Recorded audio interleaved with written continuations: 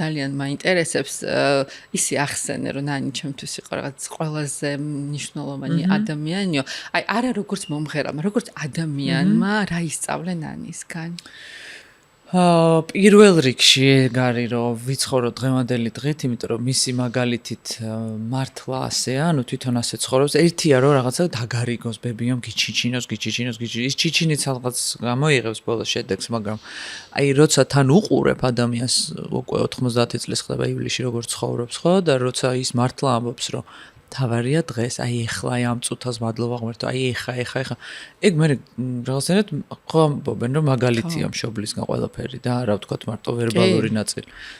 ხოდა აი ეგ არის უმნიშვნელოვანესი და კიდე მეორე ფრაზა, რომელიც ასევე მისი ცხოვრების წესიდან გამომდინარე ჩვენც გადმოგვედო. არაფერი ტყუილა არ ხდება და ესე იგი ეს უნდა მომხდარიყო. პირველ რიგში რა თქმა უნდა ცუდზე როცა ახლა საუბარი. გადაცემის სპონსორია ფინო.